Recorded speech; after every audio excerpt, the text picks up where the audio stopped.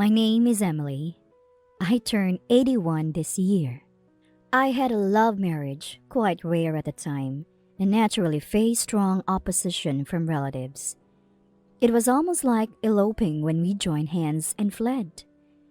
We settled in a place where no one knew us and had to figure things out on our own. Soon after, we were blessed with a child. Despite being an unfamiliar place, people were kind, and I enjoyed raising my child in life with my husband. When my eldest son graduated high school, he brought home a girlfriend, saying they were considering marriage. We clapped our hands in joy and approved their marriage. Soon after they married, my grandson was born. They wanted a girl, but got a boy. Knowing this, they initially considered not having a child, but were persuaded by their doctor. They even suggested I raise him because they didn't want him. But I convinced them to keep him, and he grew up fine. However, it seemed like they had no intention of parenting, so I often had to check on him. If I didn't, they wouldn't feed him or would leave him alone while they went out. I scolded my son and his wife each time, but it seemed to have no effect on them. One day, I went to my grandson, as usual, and found them arguing with him in the middle. Stop it already! It's your fault! We're in this mess because you don't take proper care of things. What are you talking about? You don't do anything either. It's unfair to blame only me. As they argued, my grandson sat shrunken on the sofa. Time passed since he was born. He is now 22 and has been staying at home since high school graduation, not going to college. To me, that's irrelevant. What's a waste in him not smiling during his best years, just waiting for his parents' endless fights to end? Anyway, he's got a figure like a snowman. Does he still need looking after? My son said, laughing at my grandson. His wife joined in, laughing and looking at my grandson. We can't help it. We have to worry about appearances. It's embarrassing to have an unemployed recluse at home. My grandson shrank further, biting his lip. Unable to stand their treatment, I stepped in between them. Enough, both of you! Lucas, how about going shopping with Grandma? No, I'm not going. I tried to offer him a way out, but he murmured in a small voice and escaped to his room. Such an ungrateful child! His mother sniffed, following him with her eyes, sounding displeased. Then, as if their argument was a lie, they both left, saying they had errands. I tidied up the cluttered house and checked on my grandson. My grandson gradually stopped coming out of his room, hardly looked after from a young age, and constantly berated by my eldest son and his wife like earlier. I worry about he spends his days, so I occasionally act like a housekeeper, secretly taking care of him. While vacuuming, I approach his room and knock a few times. Lucas, haven't you had lunch yet? I made us too. Do you want to eat? He tries to stay in his room as much as possible, obviously avoiding coming out when my son and his wife are home. He waits until they are asleep or not at home to sneak out to the convenience store for food. Years of eating convenience store food and bread have caused his weight to rapidly increase. Unable to watch this, I make it a point to bring a homemade stew when I visit him. It's definitely more nutritious than convenience store food. After a pause, his door opens a crack, and he peeks out at me. Let's eat here. Join me, Grandma, he said, then closed the door. I happily put away the vacuum cleaner and prepared for lunch. When I knock again with the stew, he quickly opens the door and invites me in. His room smells a bit oily, but it's not unpleasant, so I put the stew on a small table. He smiled slightly, watching the stew being unpacked. It's heartwarming to see expressions he only shows to me. He finished lunch and chat about trivial things when suddenly there's noise at the entrance. My son must be back. At that sound, Lucas' smile vanishes and he falls silent. The pleasant time is over. "Hey, Mom! Don't leave trash at the entrance!" My son yells loud enough to be heard through the door. He complains about the trash I left to take with me, though they never properly dispose of it themselves. Feeling sorry for Lucas, I decided to go home. Lucas seems to understand, giving a small smile and waving. I wave back and leave the room.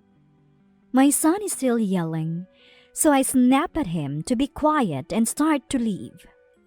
"You should take better care of your own son, Lucas." "Shut up. If he was a girl, I would." "What's wrong with having a son?" "Can't dress him up in cute clothes and show him off." "Unbelievable," I retort, grab the garbage bag, and leave their house. Walking a bit, I look back and see Lucas waving from a second-floor window. I wave back and head home.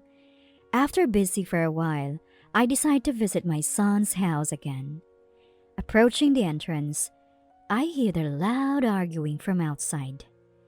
Sighing, I open the door. You with your hair covering your face? It doesn't change how ugly you are. Shameful. Disappear, you pig! Not doing anything and just hiding away is a nuisance. Get out! The couple is more furious than usual, asking what's going on.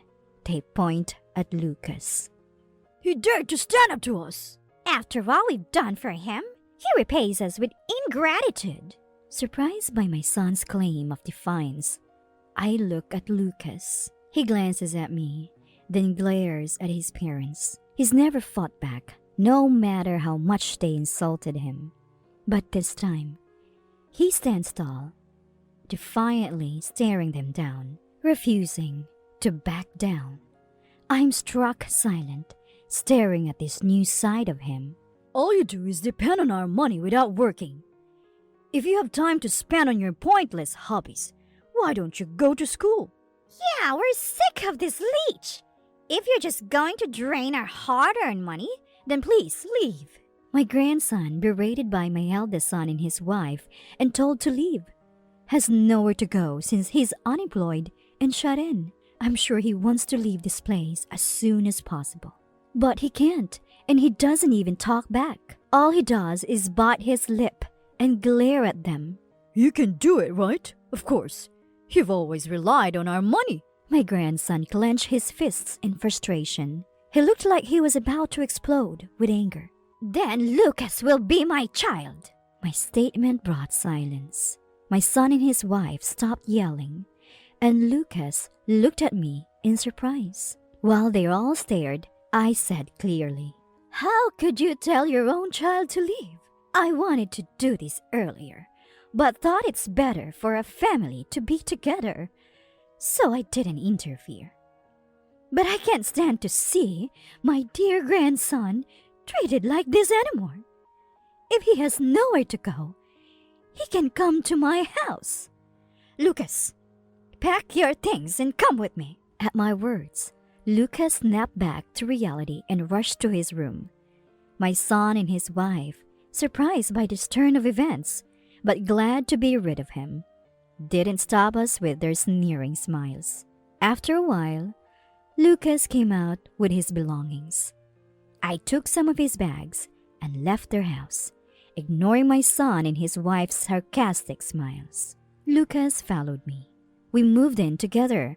My house is a bit away from my son's, requiring a few train transfers.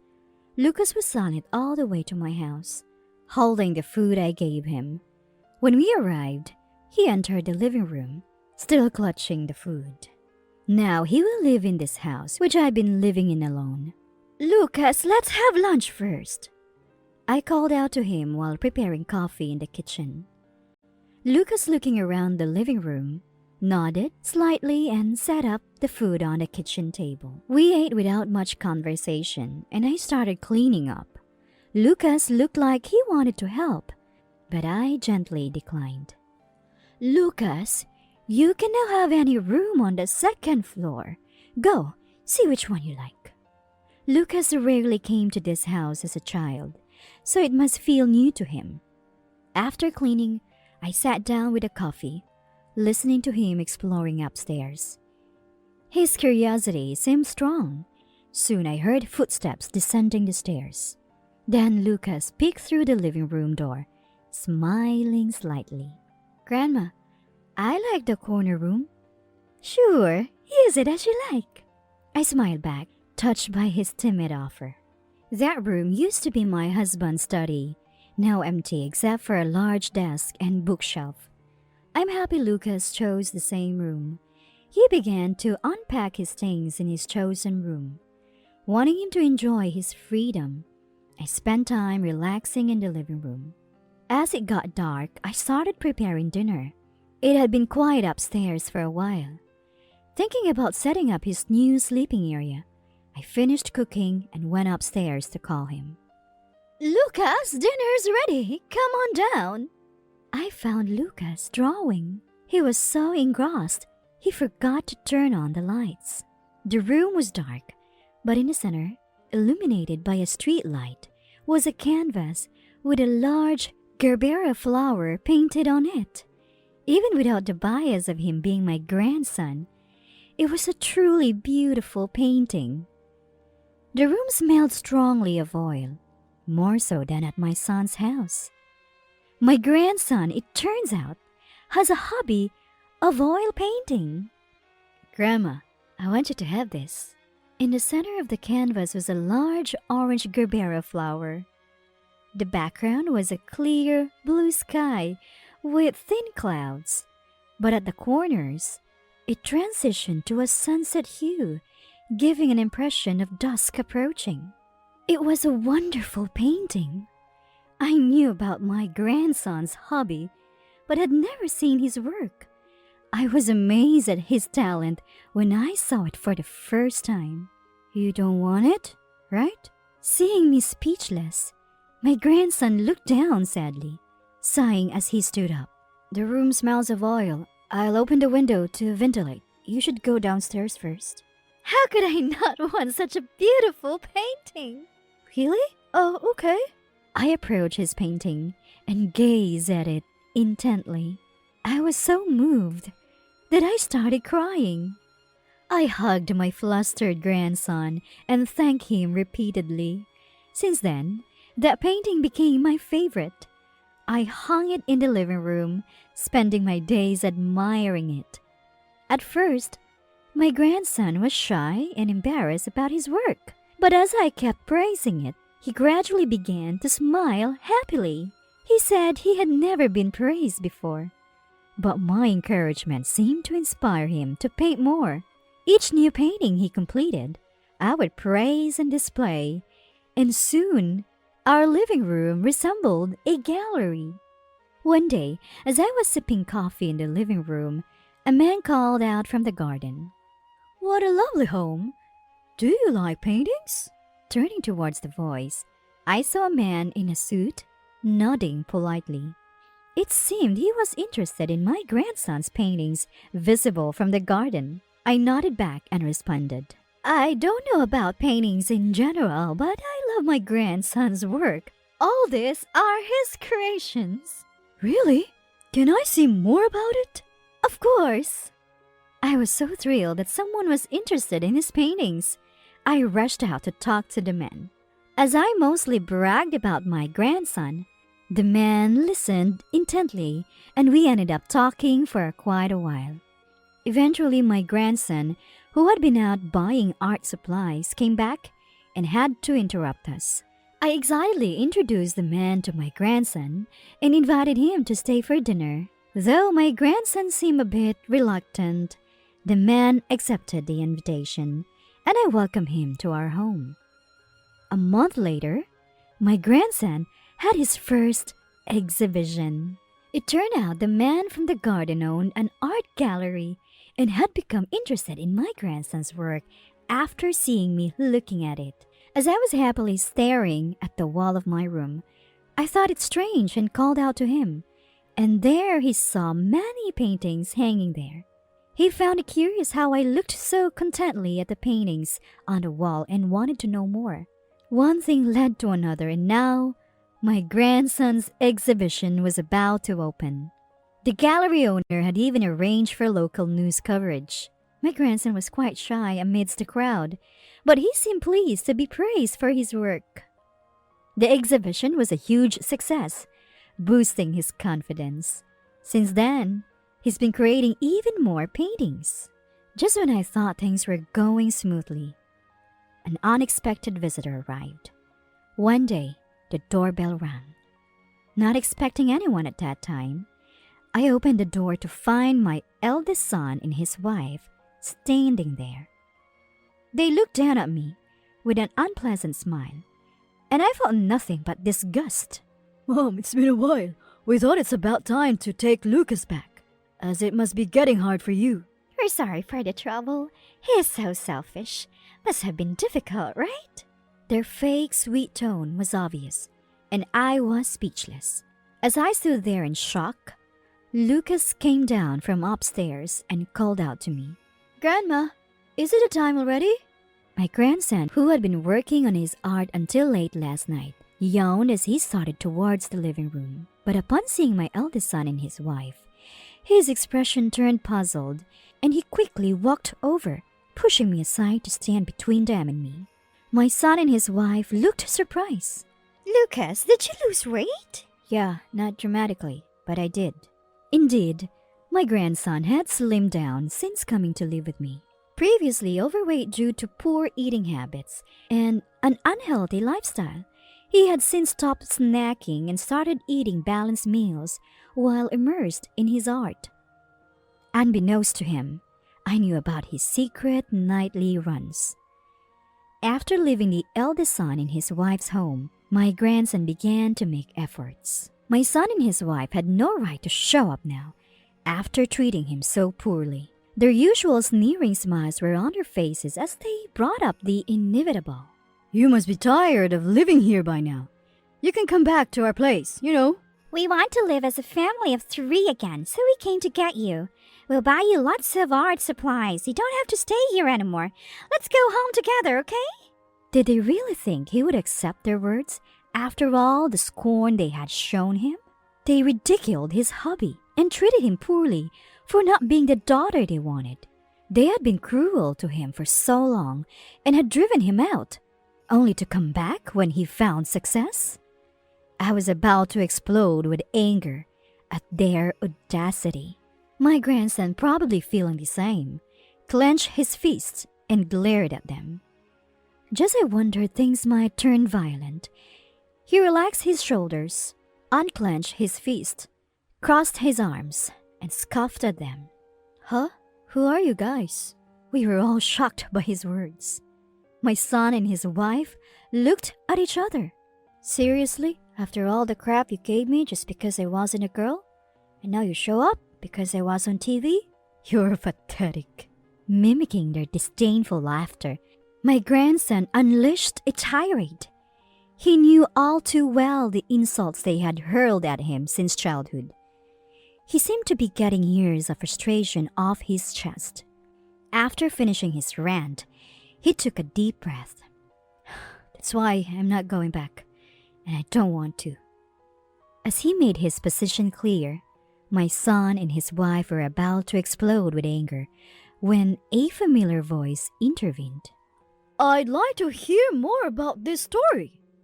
Turning around, they saw the man who had helped with my grandson's exhibition, followed by reporters from a magazine scheduled for an interview. They all held out voice recorders, indicating they had recorded the entire exchange. My son and his wife, seeing this, tried to escape, their faces contorted. But they couldn't get away due to the reporters and neighbors at the front door, and had to watch as we did the interview. A few days later, The incident was in the news and featured in a magazine. Thanks to the supporter who hired a lawyer for us, a restraining order was issued against my son and his wife, who now face daily reprimands over the phone and cold stares from neighbors. They couldn't approach my grandson anymore. A fitting consequence for their actions. My grandson continued his artwork and diet as if nothing had happened. It seems the weight off his shoulders allowed him to face challenges more positively. As for me, I received several paintings from him and was interviewed for discovering his talent. Now I'm watching a documentary featuring my grandson, sipping coffee peacefully. Sometimes I can't help but smile at the Gerbera painting in the living room, the first gift he gave me. Though the supporter asked to buy it, I couldn't part with it. It's a precious treasure from my grandson.